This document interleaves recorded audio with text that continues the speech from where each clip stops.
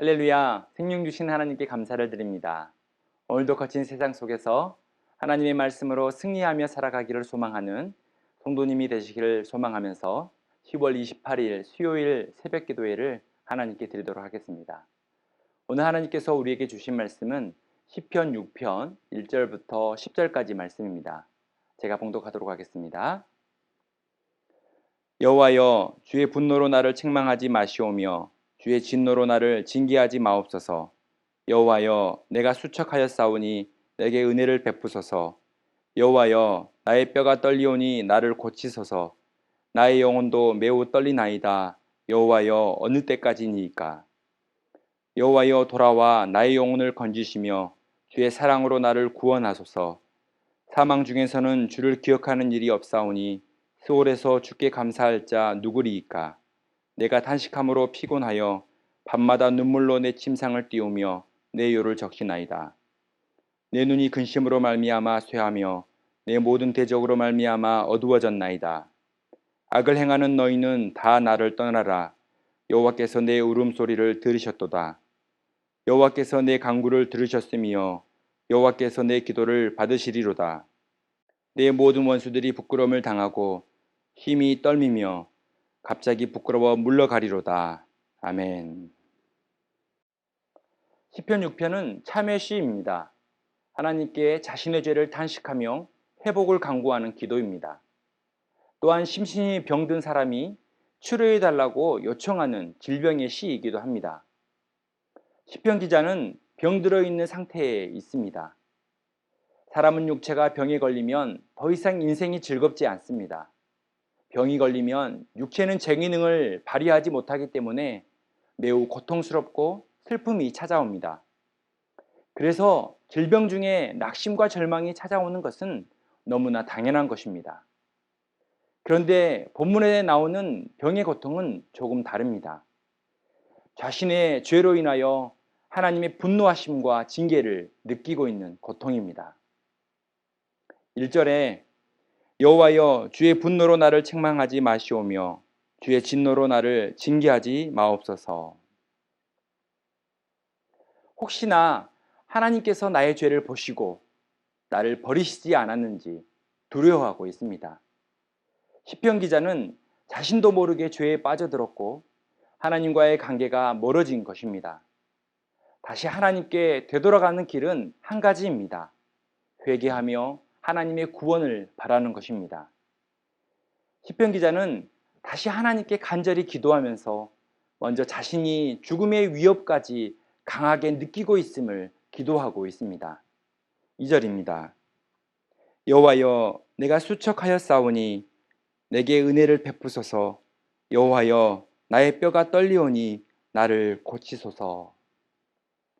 수척하다에 해당하는 히브리어 아말은 힘과 풍요와 또한 모든 희망이 사라진 상태를 표현할 때 사용하는 단어입니다.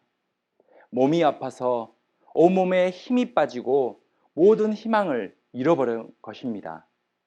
또한 뼈가 떨릴 정도로 매우 쇠약해진 상태에 있습니다. 하지만 수척한 자신의 상태를 스스로 이길 방법이 없었습니다. 3절에 보면 그는 영혼까지 병들고 지친 상태에 있다는 것을 알 수 있습니다. 나의 영혼도 매우 떨리나이다. 여호와여, 어느 때까지니까? 마음이 약해지고 모든 의지가 흔들리고 있는 것입니다. 사람에게는 이러한 슬픔과 고통을 이겨낼 힘을 가지고 있지 못합니다. 그래서 어느 때까지니까? 이런 고통스러운 삶을 언제까지 지내야 합니까? 라고 하나님께 물을 수밖에 없는 것입니다. 4절을 보면 시편 기자는 육체적 질병이 주는 고통보다 하나님과의 관계의 단절을 더 두려워하고 있다는 것을 알 수 있습니다. 그래서 자신의 영혼을 건지시며 주의 사랑으로 구원하여 달라고 기도하고 있습니다. 그는 영육 간의 고통이 심해지고 하나님께 버림받았다는 생각이 깊어지는 것이 두려웠습니다. 내가 하나님을 기억하는 일이 끊어지지는 않을까? 하나님께 감사하는 삶이 사라지지 않을까 두려웠던 것입니다. 주를 기억하지 않고 주께 감사하지 않는 삶은 하나님을 떠나 하나님과 단절된 상태로 살아가는 사람들의 모습이기 때문입니다. 하나님과의 단절은 항상 사람이 먼저 행동하는 것입니다. 하지만 우리가 죄를 지어 고통 중에 있을지라도 하나님은 우리를 먼저 버리시지 않으십니다. 하나님은 우리가 회개하며 돌아오시기를 기다리고 있는 분이십니다. 그래서 하나님의 은혜를 받을 자격이 없지만 주의 크신 사랑과 은총으로 구원하여 달라고 기도하고 있는 것입니다. 6절에 내가 탄식함으로 피곤하여 밤마다 눈물로 내 침상을 띄우며 내 요를 적시나이다. 밤마다 탄식하며 침상이 흥건하게 적실 정도로 눈물로 하루하루 기도하기를 계속하고 있습니다.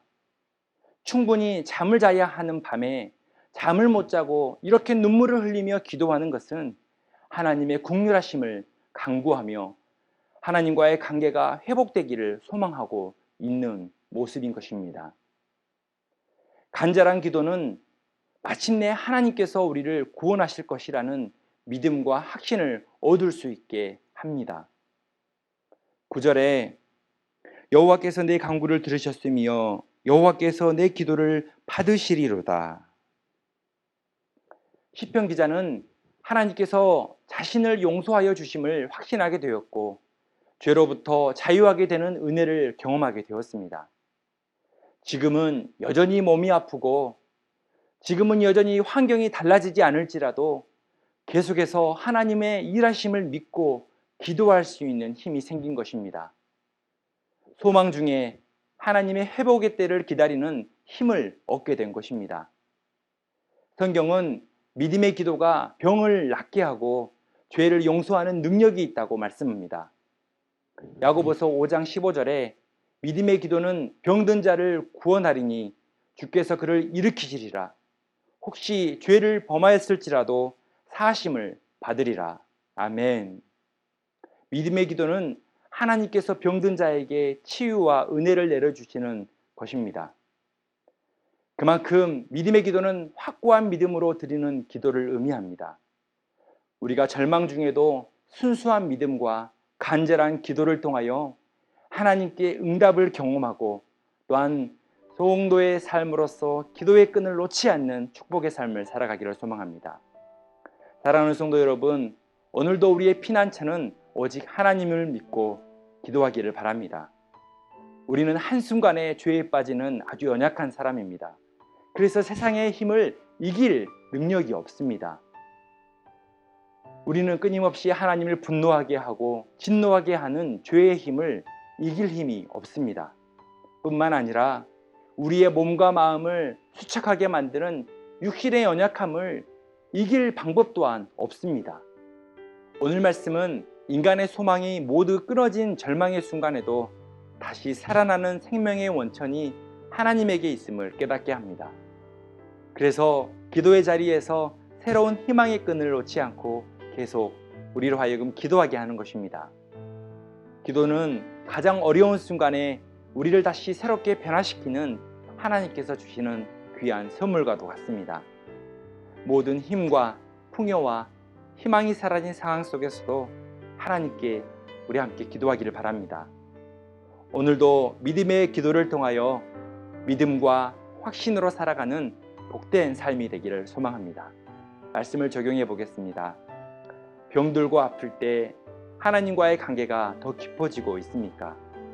절망 중에도 믿음의 기도를 하고 있는 것이 무엇입니까? 함께 기도하겠습니다. 사랑의 하나님, 내 몸이 병들고 내 마음이 쇠하여져서 낙심하고 지칠 때가 있습니다. 하나님, 그러한 절망 중에도 오직 생명의 원천은 하나님께 있음을 믿고 계속해서 소망의 끈을 놓지 않고 기도하는 우리 모두가 되게 하여 주옵소서. 밤새도록 눈물만 흘릴 뿐이라도 그 눈물 속에 하나님을 간절히 찾는 마음이 되게 하시고 하나님과 더 깊은 관계로 나아가는 삶이 되게 인도하여 주옵소서. 우리의 눈물을 닦으시고 우리를 회복시키시는 하나님께 더 가까이 나아가 주님과 동행하는 삶을 살게 하여 주옵소서. 감사하며 예수 그리스도의 이름으로 기도드립니다. 아멘.